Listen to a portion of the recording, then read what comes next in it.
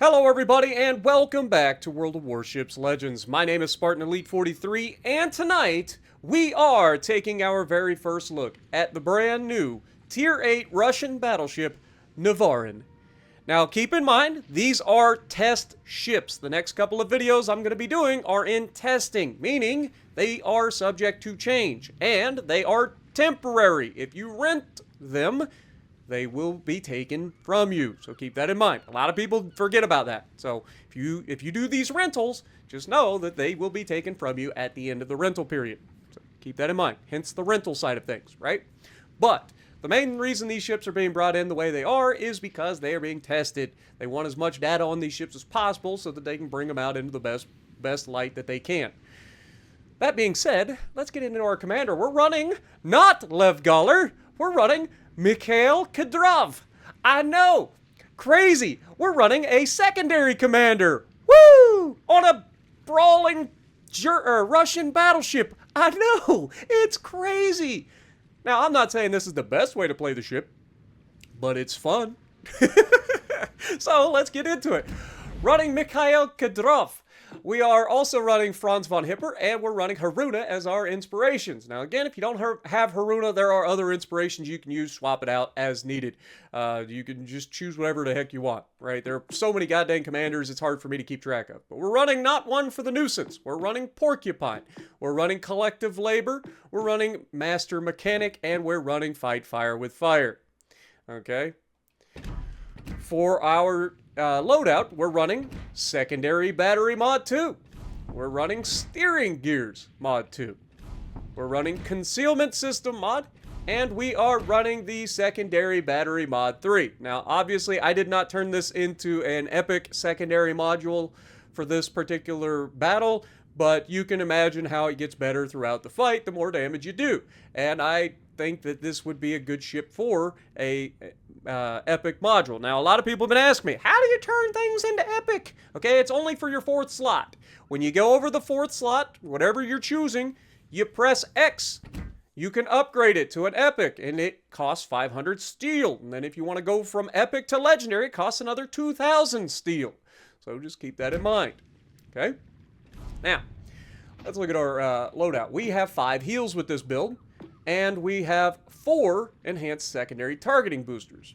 Now, we also have the Italian Unity flag, because if you squint just right, kind of looks like a Spartan helmet. And then, of course, we have Type 9 camo that comes with the ship, or is going to eventually come with the ship, or is going to be a camo that you research, or you can unlock for the ship. One or the other. I don't know. But I like it, nonetheless. Specs. Survivability, 69,000. Nice. 400. With a 24% torque reduction. Not too shabby. Not amazing, but not too shabby. Artillery. You have 16-inch main battery guns. So 406mm 45 caliber Mark IV 16s. You get 12 of them in a one.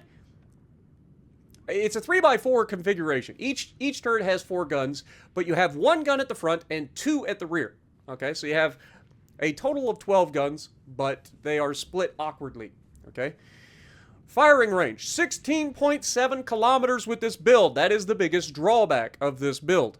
Reload time, 35 seconds. Now, I know that sounds bad. It is a quad turret, so it's to be expected you're going to have a little bit of a slower reload. But these guns are fantastic. Even using this thing as a brawler, this thing is pretty nasty when you get these guns on target, okay? I haven't noticed any real bad salvos out of this. Even running a brawler commander, okay? We're not running brawler, but even running as a brawling battleship, we're not getting bad salvos. Kind of reminds me of Massachusetts in that regard. Wish it had a little bit more range. You could throw on the epic main, or not epic main battery, but the what do you call that? Epic Battle Booster to get a little bit extra range. I believe it would take it up to about 17.1 kilometers. But yeah, you might need to do that. But 180-degree turn time on these turrets is fantastic. Also, they have enough room that they can oscillate 180 degrees over the front, meaning they're almost always where you need them when you need them. So that is very nice, okay? I think they're 360-degree turrets, but I haven't tested that, so I'm just saying right now they can definitely turn 180 degrees from left to right relatively easily, so they're always where you need them. We'll showcase that in the video coming up.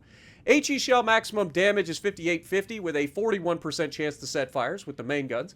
And then AP shell maximum damage is 11,000, which seems a little low for 406mm guns. But still, nasty when they hit, okay? Secondaries, this is the fun part. So we have 130mm 55 caliber model 1913s. You get 18 of those. Those are your casemate guns, okay? So you have 9 casemates on either side of the ship.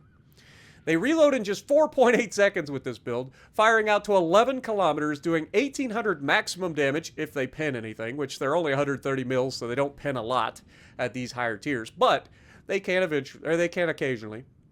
And then the fire setting chances is 9%, which seems pretty good for the size of the gun, but in practice so far, I have had very little success setting fires with ththese guns. But that's just me. You get a little bit better RNG than me, you can have a pretty ridiculous result. But we're going to showcase some fun anyway.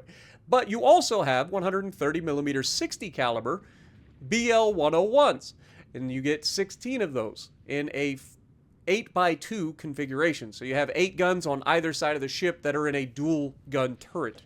And I believe those are dual-purpose secondaries, but we'll go over that in a minute. Firing range is, again, 11 kilometers. They reload, again, in 4.8 seconds. So they don't actually take any longer to reload than the single guns do, which is pretty impressive. And they still have an 1,800 maximum shell damage for HE, and then they fire 9% chance to set fire. Whoops, wrong button. AA damage. AA defense, I should say. 23mm 4U23. You get 40 of those, doing 299 damage per second, reaching out to 2.5 kilometers. This is something that I think is going to go very under-noticed. The first time I had somebody send planes in my direction, I was shocked. Okay, I was next to a New Jersey, so I was thinking, okay, if I keep next to him, we can overlap our AA and we'll be fine. I did not realize that this thing does not give a about planes. It will blow the out of planes, all right? 37mm V11s. You get 36 of those, doing 166 damage per second, reaching out 3.5 kilometers. And then, of course, you do have those 130mm 60 caliber BL-101. You get 16 of those. Those are dual-purpose secondaries, as I thought, with 122 damage per second, reaching out to 5.2. So you got a pretty decent overlapping, you know, amount of fire or layered anti-aircraft defense. It's not amazing. It's not American battleship caliber of AA defense, but it's still pretty solid. And considering it's a Russian battleship, I was shocked. So I am not complaining. Maximum speed 27.5 knots is actually pretty slow considering we're not running gyrating drill bits or anything like that. This thing is just not a particularly fast battleship at the tier. But turning circles, fantastic. 770 meters. That is great for the tier. 12.8 second rudder shift. We are running steering gear, so that's why that's so good. But this thing turns very well, and you're going to use all of that turning. Why? Because you're going to be doing the dreadnought shuffle, and you're going to love every minute of it. Okay? Concealment. 13.1 kilometers by sea. I believe that's best in the tier. I could be wrong, but I think that's best battleship concealment at the tier. 13.1 kilometers. That is only 0.3 kilometers better than a Kansas at tier 7. And Kansas has ridiculously good concealment. Now, I imagine Zarky will be out there running an extra concealment. He'll put Kondo on this thing and probably have this thing at like a 12.5 or a 12.4 kilometer concealment, which is ridiculous for a battleship. That's getting into cruiser territory.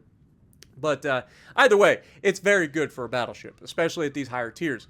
10.9 kilometers by air, 2 is always guaranteed, 14.7 kilometers smoke firing penalty, which is pretty good for 16-inch guns on a battleship. So keep that in mind as well. Usually 16-inch guns have a like 15.2 kilometer or 15.5 kilometer smoke firing penalty, so pretty solid there. Statistics, again, very small sample size, as you guys should know by now. When we do these meetas, usually it only takes me a couple of games to kind of get a feel for this thing, and have pretty good games out of it. Like, I have not had a single bad game with this. 2 games, we've won both games. We've completely dominated both games. Main gun accuracy is only 33%, which seems a little low for me.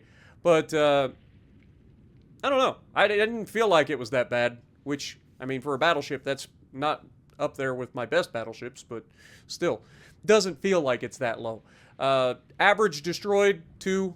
Damage to ships, 107,000 average damage. So you can see, I'm not having bad games in this thing. It's pretty fun. And we've only played against one carrier, and we were shooting down planes left, right, and center. Average XP, 2110. Again, that's a small sample size, so I'm not too worried about that. Potential damage, 1.5 million. It's right up there in our battleship territory, so you know that I'm at the front, right? We ain't hiding in the back. We're up there. We're brawling. We're having a good time.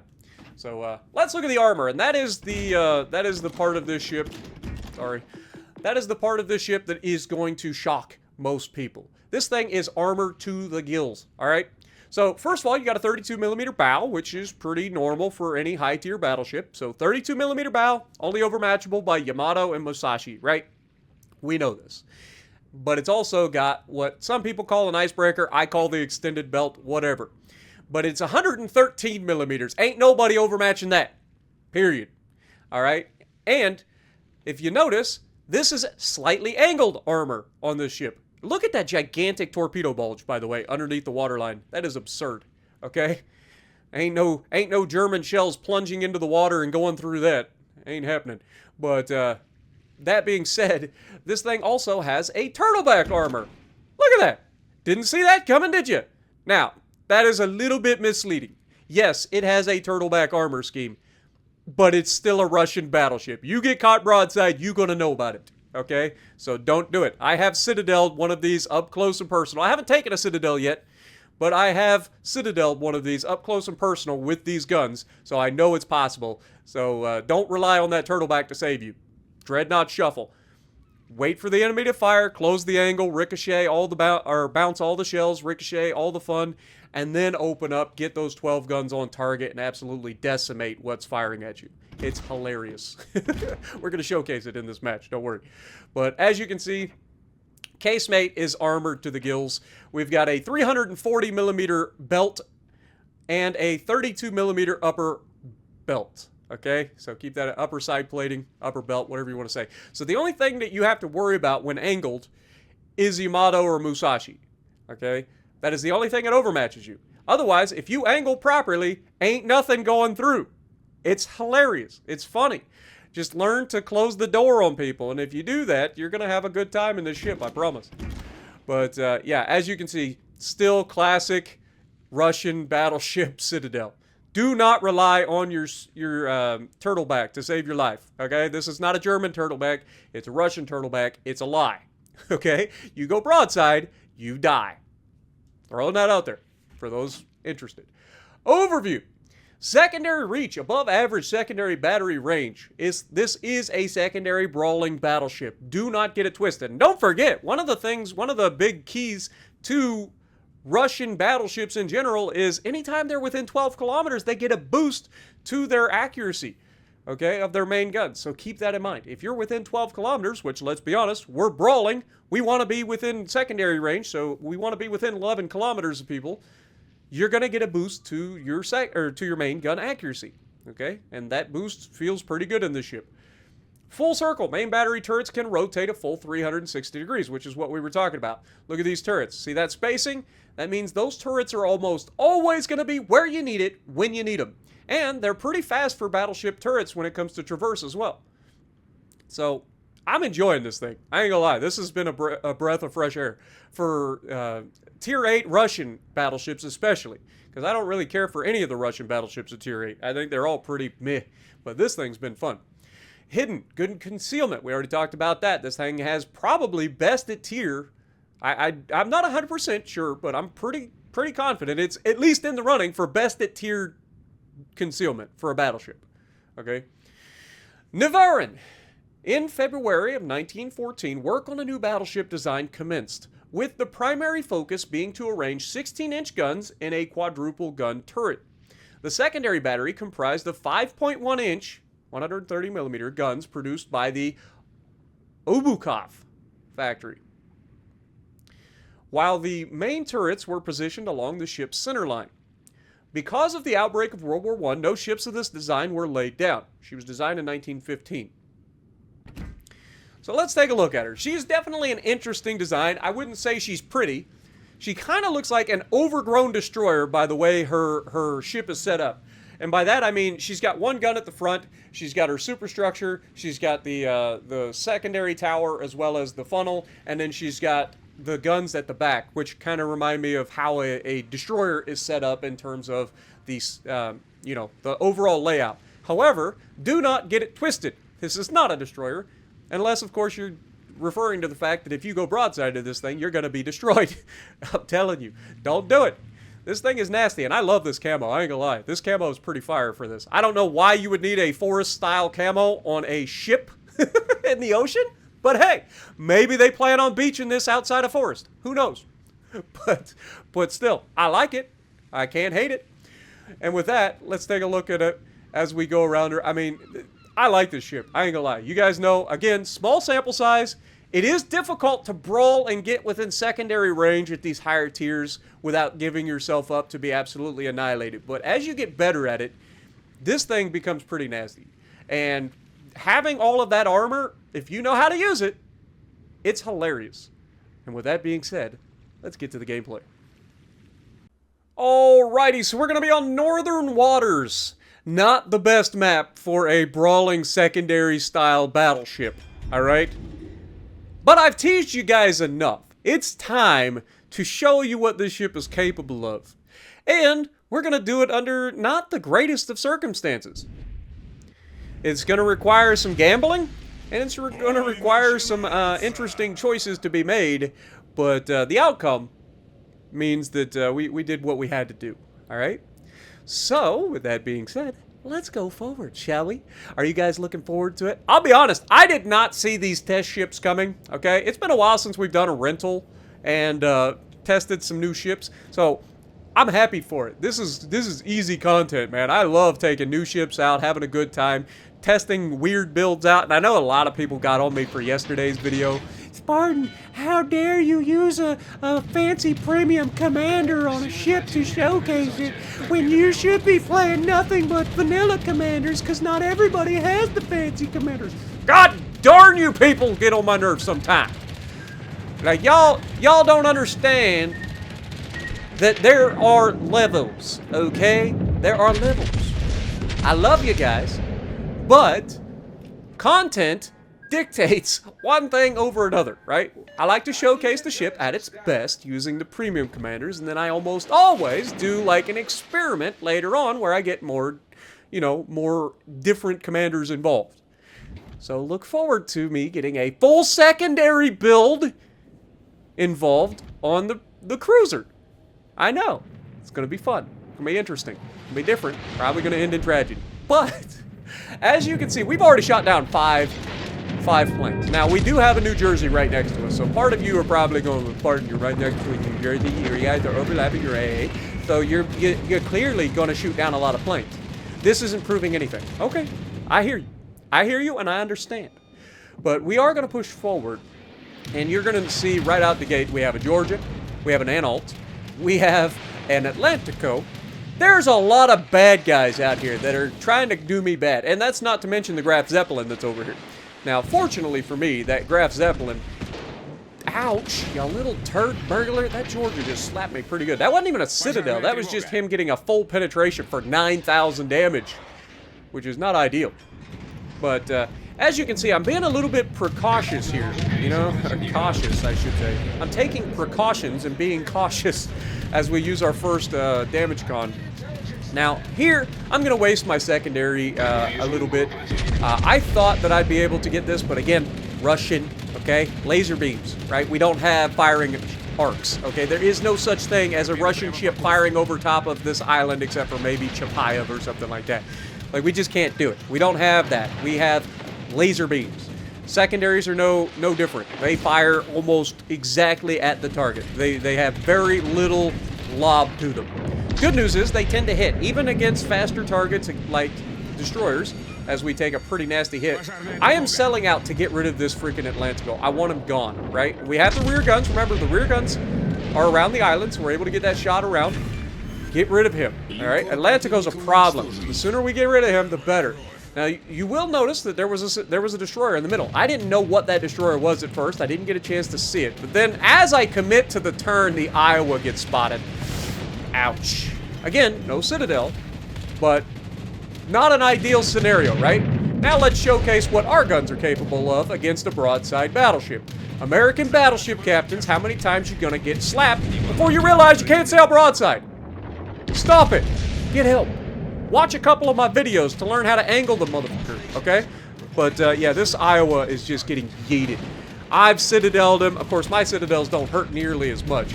I've citadeled him. The New Jersey behind me has citadeled him. This Iowa is not long for this world. As we try to angle against him, and we're going to be able to get our front guns on target and do some more damage and get rid of him. Front guns out. Again, not the best looking salvo in the world. I get that. But it still is going to hit more often than not. We get 2 of the 4 shells to hit the target. Now here, we're going to go ahead and swing out. Anhalt takes a pretty good shot into our superstructure. But we want to get these rear guns on target to shoot this freaking carrier. And I'm not going to lie, I kind of screwed the pooch on that first shot. Trying to hurry up and get the shot around the island. But now I want to get around this island, use my secondary booster to help with these Georgia and this freaking Friesland. Now that I know it's a Friesland, I don't have to really worry about him. So it's just coming around. The biggest worry for me is this Georgia slapping the out of me, right? So we want to get angled. We don't want to just sit here broadside. Notice that I didn't idly sit by while while making that turn. I made the turn and I committed. Like, I was done. I'm not sticking around. But you can see I'm firing at the Friesland, trying to help my destroyer out. Secondaries are focusing the Friesland as well. A lot of people get on me. That's another thing a lot of people get on me for. Spartan, you never use the secondary, like, targeting thing. I'm like, when it's necessary, yes, I do. If it's just one person that the secondaries can target, targeting him with the little thing doesn't do anything, right? But if you've got multiple people in range that your secondaries could potentially target, yes, it does make sense. Now, one of the things that I think a lot of people will also miss is that this is a fantastic heal, especially for a Russian ship. So do not underestimate the power of these heals. This feels very much like improved American heal to me. Not full, like, super heal, but definitely like an improved American heal. Now here, we're trying not to go over-angled to this Georgia because we know he's just waiting for a chance to slap us, right? So we're letting our secondaries do what they're doing, but you can see we've only gotten 3 fires, and we've got over 100 hits with our secondaries. So again, not an ideal scenario. Now that's not bad, considering in the last match I had like 190 hits and only got like 3 fires for the entire game, and ended up with over 200 hits.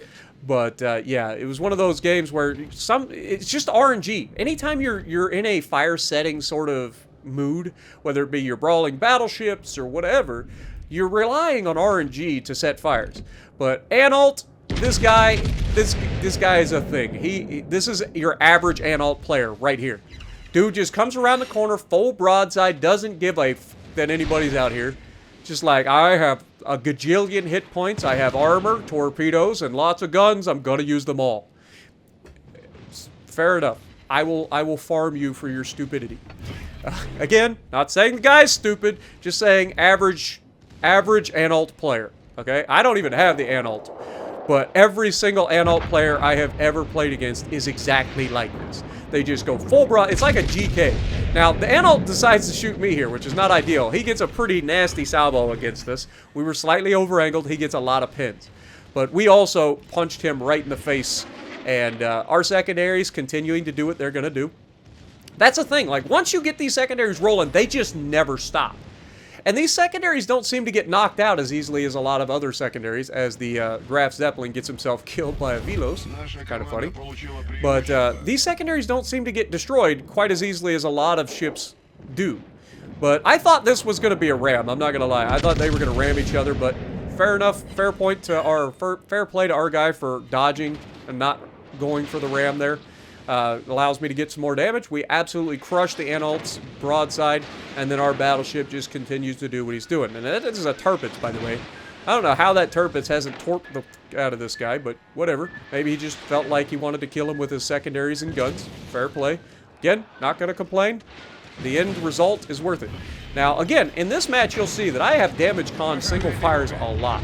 Now, that's by two reasons for that, right? One is, It all depends on, like, the situation. If I don't think I'm going to be set on fire easily again, which we were against a bunch of battleships, it was a couple of secondaries here and there, we're not likely to be set on fire immediately. And we've been up in the entire time, right? Like, we have been up in here battling.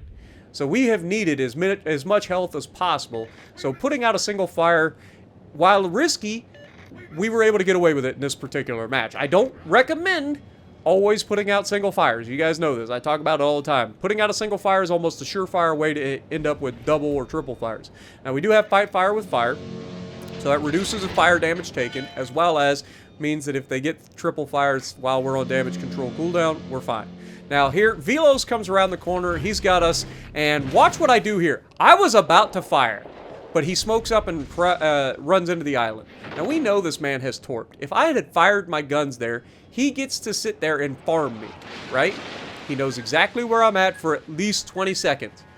Not ideal. So instead, I don't fire my guns, and I just close the distance. We know that the man is trying to torp us. We know that he's trying to set us on fire. He wants easy kills, so we don't make it easy on him. We change course after we've gone dark, so he doesn't know exactly where we're at. He has no choice but to get the heck out of there. Otherwise, he's a dead man, and he knows it. 12 HE guns, 16-inch HE shells, plus these secondaries equal death when the destroyer was only half health to begin with, right? So, the good news for this guy is he was able to get out of there. The good news for my team is they get a little bit of extra XP because I didn't kill the guy, and they get to capture the center base. Meanwhile, we are going to push away, get around this guy's smoke screen, get to a point where we can spot, and then we're going to attack. And look, he's just dropping torps randomly. He's using his twist and track or perceptive, whatever you want to call it, trying to zone torp me. It's not going to work. We're not dumb, okay? We've already changed course. We've already gotten around it. We're not driving through the smoke. We're driving around the smoke to be able to spot him sooner. Had I waited and gone through the smoke, A, I'd have probably taken a torp, and B, I wouldn't have been able to get to a point to see him. Okay? Here we get a shot, and look at the damage. Look. Notice how we destroyed every goddamn module on his ship, but did not do all that much damage with that. Had I had AP loaded, I'd kill that man right there. Almost guaranteed. But fortunately, it gives us a chance to get a close quarters with the secondaries, showcasing that against destroyers, these secondaries are particularly nasty. 140,000 damage, Dreadnought, First Blood, High Caliber, and a close quarters. Not too shabby. 2,500 base XP, second on the team. Let me know what you guys think. Are you guys interested in any of these rentals? And if you like what I'm doing, punch the like button, leave a comment below, subscribe to the channel if you haven't already, and as always, I will see you in the next video.